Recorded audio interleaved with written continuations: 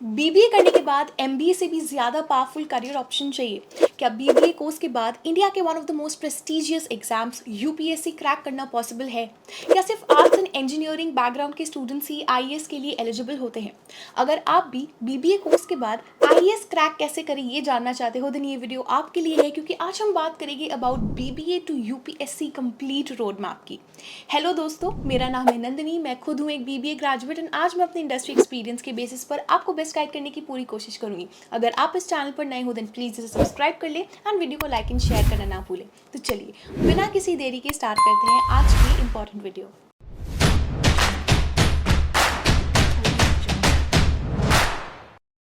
To get free career counseling, check the link in description box and pin the comment below. India के top 1% officer बनने का सपना तो हर student देखता है, लेकिन बीबीए स्टूडेंट्स अक्सर ये मान लेते हैं कि शायद यूपीएससी या कोई भी गवर्नमेंट एग्जाम उनके लिए नहीं है। लेकिन रियलिटी ये है दैट एक बीबीए ग्रेजुएट भी आईएएस बन सकता है। इनफैक्ट आप किसी भी बैकग्राउंड के स्टूडेंट हो, चाहे आपने साइंस पढ़ा हो, आर्ट्स पढ़ा हो या फिर आप बिजनेस स्टूडेंट हो, आईएएस कोई भी क्रैक कर सकता है। तो आज की इस वीडियो में मैं आपको एक कंप्लीट रोड मैप दूंगी, यानी कि मैं आपको स्टेप बाय स्टेप गाइड करने वाली हूँ कि कैसे एक बीबीए ग्रेजुएट भी यूपीएससी क्रैक कर सकता है। तो सबसे पहले हम एक कॉमन क्वेश्चन का आंसर देंगे, क्या बीबीए के बाद आईएएस पॉसिबल है? तो जैसे कि मैंने आपको अभी बताया, एब्सोल्युटली पॉसिबल है, क्योंकि आईएएस में हर बैकग्राउंड का स्टूडेंट एलिजिबल होता है, वेदर आप साइंस से हो, आर्ट्स से हो या बिजनेस से हो। जो यूपीएससी में चाहिए होता है वो है कॉन्सेप्चुअल क्लैरिटी, राइटिंग प्रैक्टिस और patience and consistency. BBA students के पास already communication skills, logical reasoning and basic economy का एक्सपोजर होता है, जो यूपीएससी के लिए काफ़ी यूजफुल है। Now moving on to the next important question कि हमें प्रेपरेशन कब से स्टार्ट करनी चाहिए for UPSC. You have two options. Option 1 ये है कि अगर आप श्योर हो आपको यूपीएससी देना है, देन अपने final year of BBA course से ही आप यूपीएससी की प्रेपरेशन स्टार्ट कर दो। एनसीईआरटीज एंड बेसिक बुक्स को कवर कर लो। एंड दूसरा ऑप्शन ये है कि अगर आपको फाइनल ईयर हो चुका है देन 1.5 से 2 साल का एक गैप ईयर ले लो। अगर आप कोचिंग लेना चाहते हो फॉर यूपीएससी तो ठीक है, अगर नहीं लेना चाहते हो then it's okay to self study भी पॉसिबल होता है। लेकिन you have to remember that strategy काफ़ी क्लियर होनी चाहिए, क्योंकि UPSC is one of the most competitive exams in India. तो अब हम बात करते हैं एक step by step road map की। तो सबसे पहला स्टेप है that you have to understand the exam structure and syllabus. UPSC civil services exam के 3 स्टेजेस होते हैं एंड सबसे पहला स्टेज होता है प्रीलिम्स। प्रीलिम्स में आपको 2 पेपर्स देखने को मिलेंगे, एक है जनरल स्टडीज़ एंड दूसरा है सीएसएट। जनरल स्टडीज़ कवर करता है economics, environment, polity, history, geography and current affairs. On the other hand CSAT आपकी reasoning, comprehension and basic maths को टेस्ट करता है। दूसरा स्टेप है मेंस, जिसमें आपको 9 पेपर्स देखने को मिलेंगे टोटल। अब इसमें से 4 है जनरल स्टडीज़ के पेपर, 2 है ऑप्शनल सब्जेक्ट पेपर, 1 है एसे एंड 2 है लैंग्वेज पेपर। एंड लैंग्वेज में भी एक इंग्लिश रहेगा एंड एक रीजनल रहेगा। अब जनरल स्टडी कवर करता है Indian society, international relations, governance, internal security, ethics, etc. And the last stage is interview, which is kind of a personality test. तो 30 to 45 मिनट का एक पैनल राउंड होता है। काफ़ी एक्सपर्ट्स वहाँ पर होते हैं जो आपको टेस्ट लेते हैं, आपका इंटरव्यू लेते हैं। तो इस राउंड में आपका माइंड, क्लैरिटी ऑफ थॉट, आपकी पर्सनैलिटी, आपके ओपिनियंस, इनका जजमेंट किया जाता है।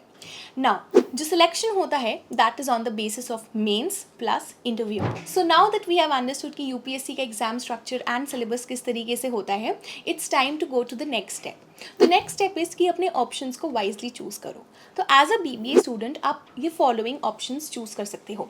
फर्स्ट है पब्लिक एडमिनिस्ट्रेशन, जो कि मोस्ट कॉमनली चोजन ऑप्शन होता है। दूसरा है सोशियोलॉजी, जो कि समझने में भी आसान होता है एंड स्कोरिंग भी होता है। तीसरा है PSIR, which is political science and international relations, ये आपको जनरल स्टडीज़ में भी मदद करेगा।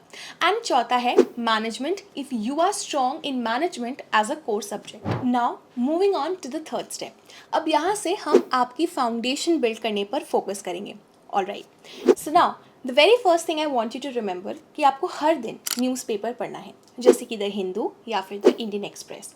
कमिंग टू द सब्जेक्ट्स, अगर आपको हिस्ट्री, ज्योग्राफी, पॉलिटी या फिर इकोनॉमी के बेसिक्स क्लियर करने हैं then refer to class 6 to class 12 के एनसीईआरटीज़। अगर आपको फर्दर अपने बेसिक्स क्लियर करने हैं, फॉर एग्जाम्पल अगर आपको पॉलिटी में क्लियर करना है, then you can refer to Laxmikanth for basic polity. अगर आपको इकोनॉमी या करंट अफेयर्स के लिए चाहिए, then you can refer to Sanjeev Verma. Step 4, next 6 to 8 months हमें जीएस के मेंस प्लस ऑप्शनल के लिए स्टडी करना है. तो जनरल स्टडीज़ के पेपर 1 से लेके पेपर 4 तक आपको डिटेल स्टडी करना है. यूपीएससी टॉपर्स के कॉपी को अच्छे से एनालाइज करना है, उनके आंसर्स को अच्छे से स्टडी करना है, उन्होंने कैसे डिस्क्रिप्टिव वे में आंसर लिखा है वो स्टडी करना है, क्योंकि this is very very important in UPSC.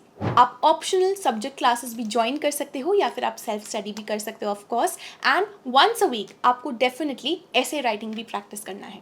Step 5. अब दोस्तों स्टेप 5 में हम लास्ट के 3 से 4 महीनों के प्रेपरेशन पर आ गए हैं. तो हम आ गए हैं वापस प्रीलिम्स के प्रेपरेशन पर. यहाँ ये प्रीलिम्स फोकस रिवीजन चलेगा. तो यहाँ पर आपको करंट अफेयर्स रिवाइज करना है, स्टैटिक सिलेबस रिवाइज करना है, एंड आपको 40 to 50 मॉक टेस्ट्स एटलीस्ट देना है एंड अपनी गलतियों को एनालाइज करके उससे ज़रूर सीखना है. स्टेप 6 है मेंस राइटिंग प्रैक्टिस, जो कि प्रीलिम्स की ठीक बाद आता है. तो इसके लिए आप टेस्ट सीरीज ज्वाइन करो, हर दिन फुल लेंथ आंसर्स लिखना प्रैक्टिस करो. And the most important tip that I can give you is do not ignore ethics, optional और ऐसे.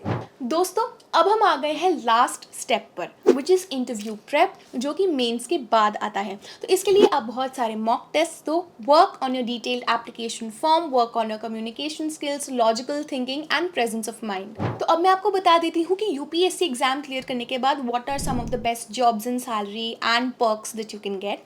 तो सबसे पहला है IAS, which is Indian administrative service, and यहाँ पे 56,000 से लेके 2,50,000 पर मंथ तक आप कमा सकते हो, प्लस गाड़ी, बंगला, स्टाफ, ये पर्क्स भी आपको मिलते हैं. दूसरा है IPS यानी कि इंडियन पुलिस सर्विस. इसकी अलाउंस भी सिमिलर रेंज में होती है एंड आपको सिमिलर पर्क्स एंड बेनिफिट्स मिलते हैं. तीसरा है IFS, which is Indian foreign service.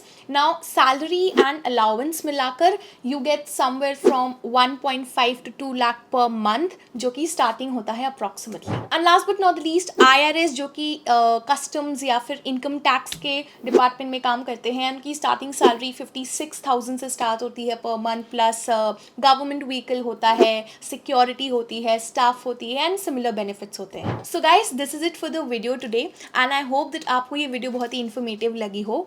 अगर आप मुझसे पूछोगे कि हमें कोचिंग लेना चाहिए यूपीएससी के लिए या सेल्फ स्टडी करनी चाहिए, आई वुड ऑलवेज सजेस्ट कि गो फॉर कोचिंग, क्योंकि वहाँ पर आपको एक्सपीरियंस्ड लोग ट्रेन करेंगे. अगर आप सेल्फ स्टडी करोगे तो थोड़ी सी भूल चूक हो सकती है, आप स्ट्रैटेजाइज उतने अच्छे से नहीं कर पाओगे, बट एक्सपर्ट्स आपको हमेशा बेटर गाइड कर सकते हैं, राइट.